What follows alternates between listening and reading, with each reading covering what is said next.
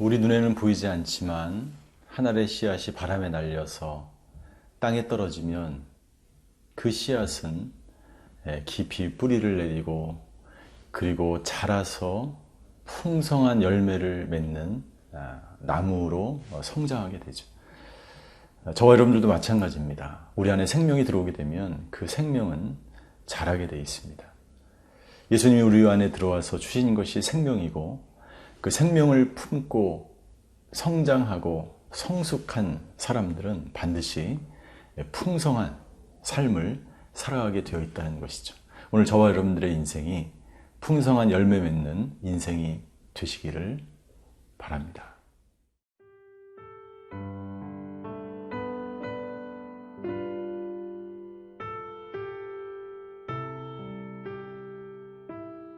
요한 1서 1장 1절에서 10절 말씀입니다. 태초부터 있는 생명의 말씀에 관하여는 우리가 들은 바요, 눈으로 본 바요, 자세히 보고 우리의 손으로 만진 바라. 이 생명이 나타내신 바 된지라. 이 영원한 생명을 우리가 보았고 증언하여 너희에게 전하노니 이는 아버지와 함께 계시다가 우리에게 나타내신 바 된 이시니라. 우리가 보고 들은 바를 너희에게도 전함은 너희로 우리와 사귐이 있게 하려 함이니 우리의 사귐은 아버지와 그의 아들 예수 그리스도와 더불어 누림이라. 우리가 이것을 쓰면 우리의 기쁨이 충만하게 하려 함이라. 우리가 그에게서 듣고 너희에게 전하는 소식은 이것이니 곧 하나님은 빛이시라. 그에게는 어둠이 조금도 없으시다는 것이니라. 만일 우리가 하나님과 사귐이 있다 하고 어둠에 행하면 거짓말을 하고 진리를 행하지 아니함이거니와 그가 빛 가운데 계신 것 같이 우리도 빛 가운데 행하면 우리가 서로 사귐이 있고 그 아들 예수의 피가 우리를 모든 죄에서 깨끗하게 하실 것이요. 만일 우리가 죄가 없다고 말하면 스스로 속이고 또 진리가 우리 속에 있지 아니할 것이요. 만일 우리가 우리 죄를 자백하면 그는 미쁘시고 의로우사 우리 죄를 사하시며 우리를 모든 불의에서 깨끗하게 하실 것이요. 만일 우리가 범죄하지 아니하였다 하면 하나님을 거짓말하는 이로 만드는 것이니 또한 그의 말씀이 우리 속에 있지 아니하니라.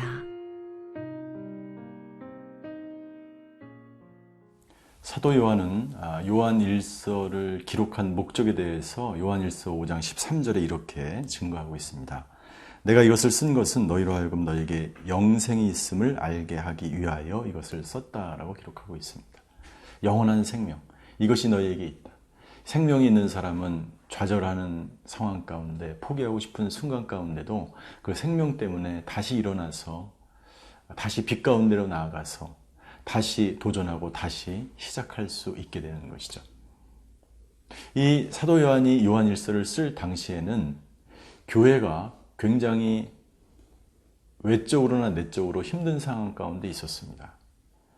외적으로는 로마의 강한 핍박 때문에 많은 성도들이 고난받는 시기에 있었고, 내적으로는 이단과 그리고 영지주의자들이 들어와서 교회를 혼란하는 그런 시대에 살아갈 때에 사도 요한은 생명 되신 그 예수님, 그것을 강하게 증거함으로 생명으로 다시 교회와 성도들이 바로 서야 함을 증거하기 위해서 요한 1서를 기록한 것이죠.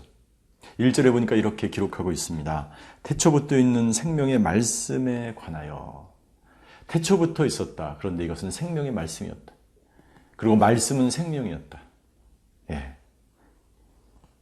이 요한 1서 1장 1절의 말씀은 요한복음 1장 1절의 말씀을 생각나게 합니다. 요한복음 1장 1절에 이렇게 사도 요한은 증거하였죠. 태초에 말씀이 계시니라. 이 말씀이 하나님과 함께 계심에 이 말씀은 곧 하나님이시라.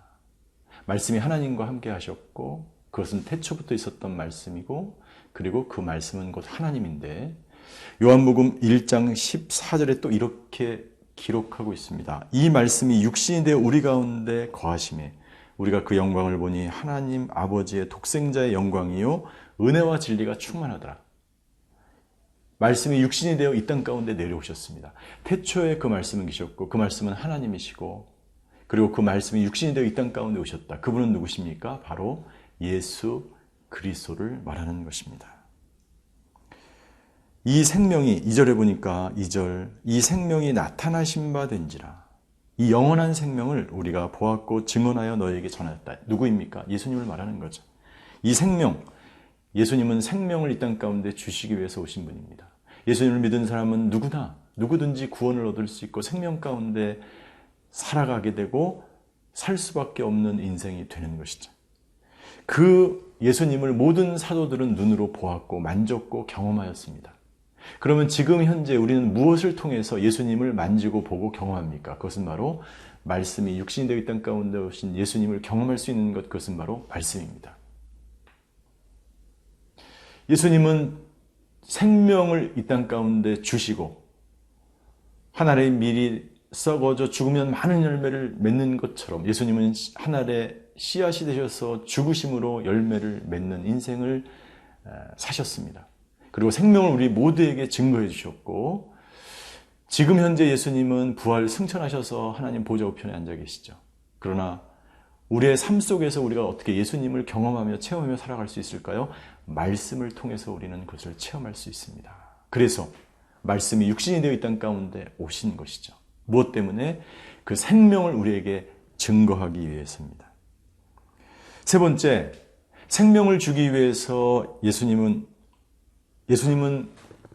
태초부터 계셨고 그리고 생명을 주시기 위해서 이 땅 가운데 오셨고 세 번째, 우리에게 사귐이 있게 하기 위해서 3절에 보십시오. 우리가 보고 들은 바를 너희에게도 전함은 너희로 우리와 사귐이 있게 하려 함이니 우리의 사귐은 아버지와 그의 아들 예수 그리스도와 더불어 누림이라.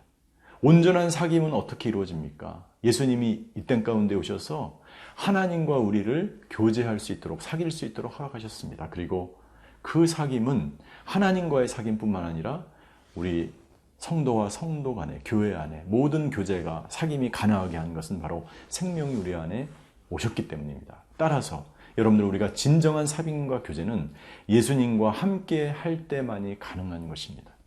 부부생활, 교회 안의 성도의 생활, 하나님과의 교제 그 모든 것들은 사실은 생명을 나누는 일이기 때문에 생명을 나누기 위해서 필요한 것은 예수님과 함께하는 사귐과 교제여야만이 진정한 우리 안에 사귐이 이루어질 수 있다는 것을 말씀하고 있습니다. 그것이 바로 예수님이 이 땅 가운데 오신 목적이기 때문이죠. 그 생명을 가지고 여러분들 오늘도 주위와 하나님과 그리고 내가 속해 있는 곳에서 진정한 사귐과 교제를 나누시는 저와 여러분들이 되시기를 바랍니다.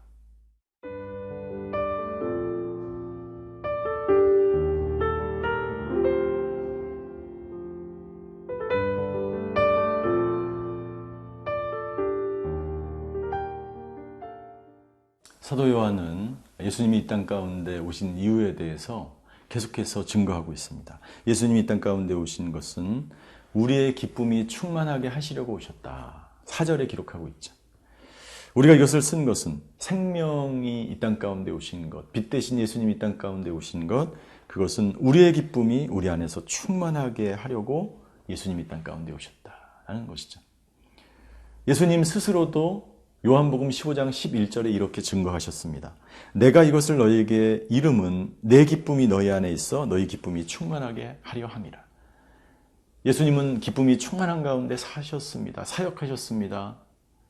하나님의 아들로서 기쁨이 충만한 삶을 살 수 있었던 것은 하나님과의 끊임없는 만남과 사귐이 있었기 때문입니다.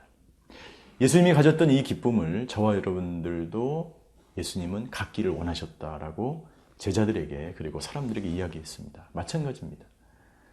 지금이나 그때나 우리 안에 기쁨이 충만한 삶을 살아가시기를 예수님은 원하십니다.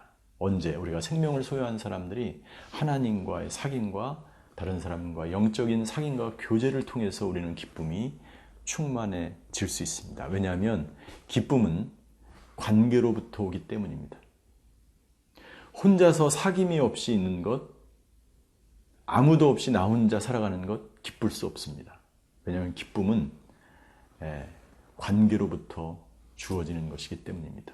저와 여러분들 안에 하나님이 주신, 예수님이 주신 이 놀라운 기쁨이 충만한 하루가 되시기를 바랍니다. 예수님 생명이 우리 가운데 예수님을 통해서 들어왔는데 이 생명 가운데 살아가는 사람들은 어떤 사람인가? 어둠 가운데 행하지 않고 빛 가운데 행하는 사람이라고 6절과 7절에 기록하고 있습니다. 6절 하나님과 사귐이 있다 하고 어둠에 행하면 그것은 거짓말하고 진리가 행하는 것이 아니다. 어둠에 행하지 말라. 어둠에 행하면 절대로 생명력 있는 삶을 살아갈 수가 없습니다. 왜냐하면 우리가 하나님과 사귀고 성도들과 영적인 교제가 일어날 때 우리의 기쁨이 충만하고 진정한 영적인 생활을 하며 성장할 수 있는데 어둠 가운데 살게 되면 생명을 잃고 빛을 잃게 되는 것이죠. 그렇기 때문에 여러분들 능력이 없는 생명이 없는 삶을 살게 되는 것입니다. 그리스도인들은 어둠 가운데 행하지 않고 7절에 보니까 빛 가운데 행하라. 그렇게 되면 모든 죄에서 우리를 깨끗게 하시는 분이 우리를 온전케 하시고 우리를 성장과 성숙으로 인도하신다는 것이죠. 더 나아가서 그렇게 하나님과의 사귐과 생명을 얻고 기쁨이 충만하고 어둠 가운데 살지 않고 빛 가운데 살아가는 사람들이 날마다 해야 될 것이 있는데 그것은 뭐냐면 죄를 고백하는 삶을 살아가는 것입니다. 8절과 9절에 보니까 만일 우리가 죄가 없다고 말하면 속이고 진리가 우리 속에 있지 않는다. 그러나 만일 9절에 유명한 말씀이죠. 만일 우리가 우리 죄를 자백하면 그는 미쁘시고 의로우사 우리 죄를 사하시며 우리를 모든 불의에서 깨끗하게 하신다고 말씀하고 있습니다. 죄를 고백하는 삶, 이것이 바로 하나님과 사귀는 삶이요. 다른 사람과도 진정한 그리스도 안의 영적 교제가 이루어지게 하는 것입니다. 그리고 자기 자신을 속이지 않고 주의를 속이지 않고 날마다 하나님께 긍휼을 구하는 인생이 되는 것이죠. 그 사람은 생명력 있는 삶을 살아가는 것입니다. 여러분들 우리를 돌아볼 때에 오늘도 수많은 죄악된 세상에서 살아갑니다. 우리가 해야 될 것, 죄를 고백하며 빛 가운데로 나아가는 것입니다. 그리고 빛 대신 예수님과 교제하며 사귐의 삶을 살아갈 때 우리는 우리 안에 기쁨이 충만하며 생명을 누리는 인생이 될 줄로 믿습니다. 오늘 하루가 그러한 인생이 되시기를 주님의 이름으로 축원합니다. 기도하시겠습니다. 하나님, 사도 요한을 통해서 우리에게 주신 말씀, 오늘 하루 생명력을 가지고 빛 가운데로 살아갈 때에 기쁨이 충만한 하루가 되게 하여 주시옵소서. 감사드리며 예수 그리스도의 이름으로 기도하였습니다. 아멘.